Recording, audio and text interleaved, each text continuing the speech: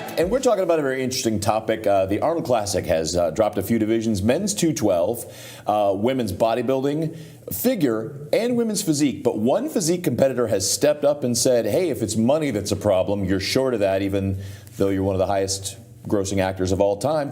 I got $20,000, and I'll cover the winnings for the entire division. That person is Sarah Villegas. And guys, what do you think of Sarah stepping up to the plate and saying, I got this? I think it's awesome. I think it's incredible.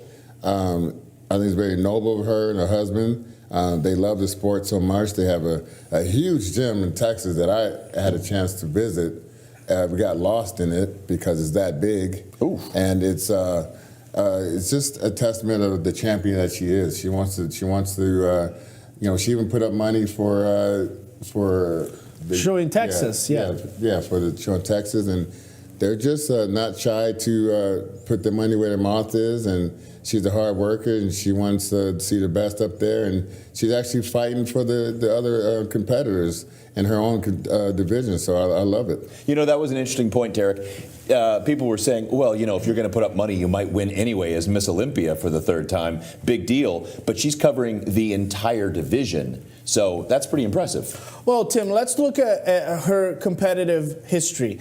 She was able to dethrone, a very, very formidable competitor, Shanique Grant. And it was a controversial decision. Some people thought Shanique should have won. Some people thought, Sarah should have won. It ended up being a one-point decision. Both of them are phenomenal competitors. And right after, Shanique said, well, I might not be competing anymore. And Sarah Villegas said, I'm willing to put money to have you come back on stage and challenge me again. And I thought that was as good as it gets. I mean, the UFC, the NFL, they don't have that kind of behavior, right? That's right. And everybody in the industry just had that quiet moment like, wow, this woman means business. She's not afraid of anybody. And if there's any controversy, she's willing to put money and bring that controversy back on stage. A few years go by, or maybe a year go by, and she puts money on a show where she's not competing, right?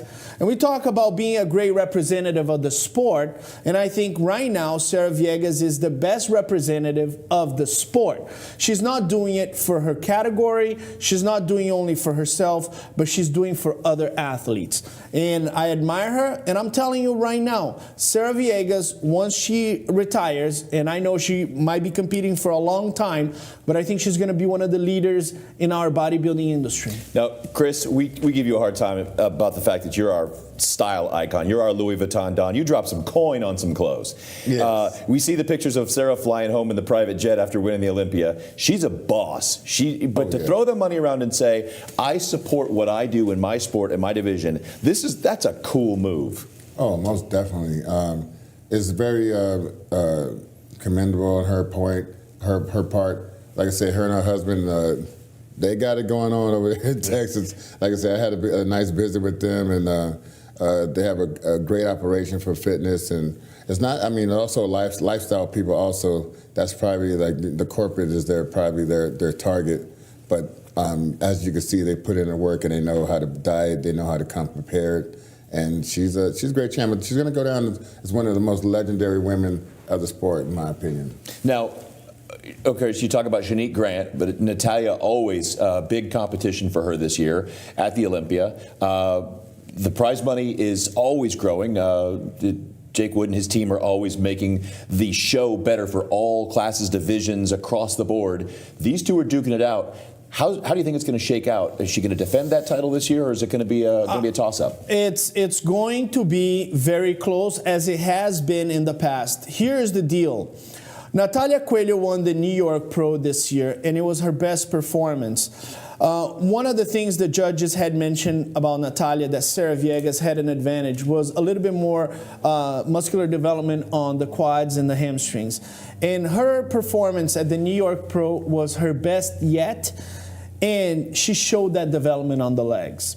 She ended up doing more shows and winning, but we could see that her body was getting a little tired. And in my opinion, if she's able to duplicate the effort from the New York Pro, it will be a battle for the ages. Now, talking about another great representative, they might just be all of them in the women's physique division, because Natalia Coelho is involved with everything in the sport. She is the first one to be part of lives. She does the women's seminar. She's present at every single event supporting the sport. She's not only a leader in the women's physique, but she's a leader for women in the sport, just like Sarah Villegas. So I commend these two women, and I know for a fact, I've seen it personally, women that take accountability for what they're doing at the moment they're competing, when everybody's giving them praise, and say, hey, this is not only about me, but it's about a bigger thing. They'll be leaders in our sport. It is such a nice middle ground to have that division between figure and women's bodybuilding, to strike that balance with muscularity, conditioning. It's sad, though, to see such a major show without figure, without women's physique, and without women's bodybuilding. These are crucial parts of women's sports, where so many women are gravitating towards one aspect that appeals to them, one aspect that they really connect with. And I think it's unfortunate. Still, I'm hoping they reconsider. They said it's because the depth of field of competitors isn't big enough and strong enough. It's invitation only. How can it not be? You're choosing the competitors. Tim, as a promoter myself, I like to also look at the perspective of the promoter and say, okay, are we losing money here? Are we getting money there? Are we getting sponsors? What is the timing of the show? All that comes into play. So I also like to give the opportunity for, everybody to think about another perspective. But in the end of the day, you gotta look at the history of bodybuilding. And the Mr. Olympia is the event that has happened since 1965. When the pandemic happened and many people could have cut cost, the Mr. Olympia happened and it had more prize money. It doesn't even cross anybody's mind that the Mr. Olympia would eliminate one category, right? And that is why the Mr. Olympia is the Super Bowl of the Super Bowls. It actually brought women's bodybuilding back to the main stage. If I was on a table with all the guys involved in the Arnold, say, listen, this is the second most prestigious event. And if you miss one year, if you miss one category, you start diminishing a little bit of the prestige. Shows like Tampa Pro, shows like the New York Pro that present all categories, they get such prestige.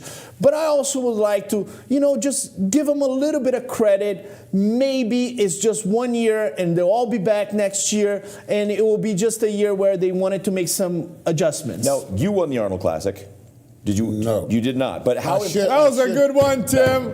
That was excellent. I love that one. He did not win the Arnold. To be fair to Tim. He did not win the Arnold. To be fair to Tim. Can we repeat that one more time? To be fair to Tim. It was close, Chris. It was close. Tarek. Didn't have calves. With all due respect to the judging, they got it wrong. Oh, sure, Chris. They got it that's wrong. fine. He had it right. Yeah, they got sure. it wrong. Sure, Chris. So, all due respect. So, no problem. He almost won, respect. Tim. That's I what just should haven't start. found a judge yet to this day that say I didn't win this show. Sure, Chris. So how Twice. important was that show to you in your time on stage as a competitor? It's the you talk about shows with prestige. It's up there with the Olympia some years, and for guys, it's a precursor to winning. For some of the competitors in every division, it's a precursor to this is how my Olympia is going to go. That show meant the world to me to win it. I actually tried 10 times to win it. I was second 6 years in a row.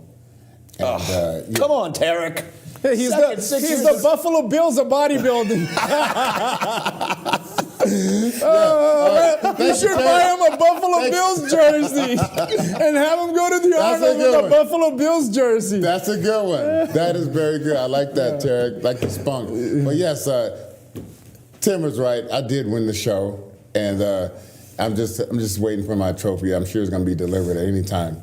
Maybe they'll deliver your GMC Yukon or your Cadillac Escalade with it, and the $250,000 prize money that they give on that one. Awesome.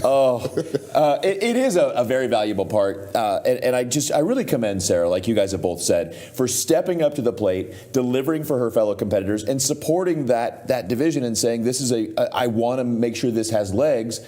And making sure that everybody's taken care of. If they're going to spend all that time, energy, devote their lives to bringing their best to a stage, they're going home with a nice check. Tim, you can be a great champion. You can be a great champion, and that's very hard. But being a somebody that has a legacy, that leaves a legacy, is even harder. And what Sarah Villegas is doing, she's making her legacy unforgettable. You know, like we were talking about Terrence. Terrence is the best poser of our times. Nobody can take away that. Muhammad Makawi. You know, Chris Cormier, one of the greatest posers of all time. Six times second place at the Arnold Classic. So, you know, Sarah Villegas is making her legacy. And it's more than just winning on stage. She's an example for people like myself that have a daughter, right? Hey, it's not only about you winning on stage, but what can you do for the people that are on stage with you? And Sarah Villegas is a great example. Well, there are lots more legacies to be built in the greatest bodybuilding show. It is our world championship by far. You don't dare want to miss it. Legends are built right there on that stage as they duke it out. The expo is getting huge, and of course, you can find out all the information on that at Olympia, MrOlympia.com. The show date's December 15th to the 18th. We hope you're there to join us. You know it's always electric in that city when that show's going on. Most definitely. I can't wait to get there. And you've always got a line around you looking for autographs. For sure. At the club. At the club, he's got a line. If you go to Encore Beach Club, he's got a line there. You know? We all have our places where we're superstars. All right. Be sure to like, subscribe, share with your friends. Follow us on Instagram. And of course, send comments about how best to keep these two separated. As always, we thank you. I'm Tim Wilkins. Thanks for joining us on Primetime Muscle. For The Real Deal, Chris Cormier and Tara Kilgindi, we'll see you next time.